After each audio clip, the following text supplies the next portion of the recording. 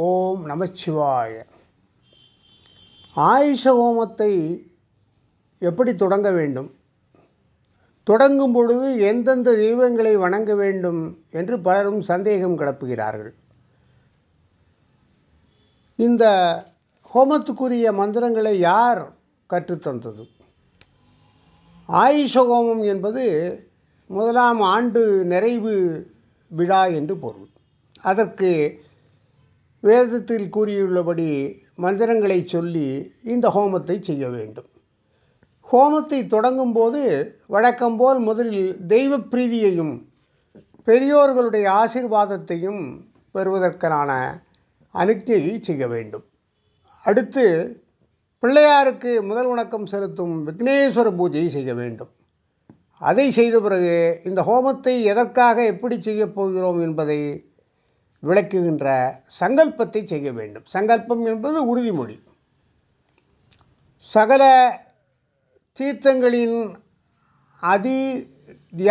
அதிபதியுமான ஆயுள் தேவதை மிருத்யுஞ்ச ருத்ரன், பஞ்ச சாத்குன்ய தேவதைகள், நட்சத்திர தேவதைகள், குழந்தை எந்த நட்சத்திரத்தில் பிறந்ததோ அந்த நட்சத்திரத்துக்கான தேவதை ஆகியோரை தியானித்து அவர்களை இங்கே ஆவாகனம் செய்ய வேண்டும். அந்த பீடத்தில் அவர்களை அமர்த்த வேண்டும்.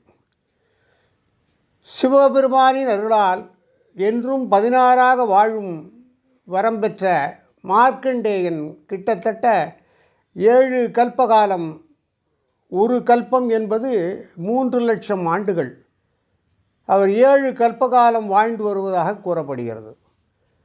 இந்த மார்க்கண்டேயனை பிரார்த்தனை செய்து ஆயுஷ ஹோமத்தை ஆரம்பிக்க வேண்டும் என்று பெரியோர்கள் சொல்வார்கள். தீர்க்க ஆயுளை கேட்பதற்காக செய்யப்படும் இந்த ஹோமத்தின் மந்திரங்களை போதாயன ரிஷி உருவாக்கினார். ஆகவே இதை பின்பற்றி நாம் இந்த ஆயுஷ ஹோமத்தை செய்து கொள்ள வேண்டும். ஒவ்வொரு வசதி உள்ளவர்கள் ஒவ்வொரு மாதமும் ஜென்ம நட்சத்திரத்தன்று ஆயுஷ் ஹோமம் செய்து கொள்ளும் பழக்கமும் சிலருடைய வீட்டில் இருக்கிறார்கள். ஆயுஷ் ஹோமம் என்பது எல்லோருக்கும் அவசியம்தான்.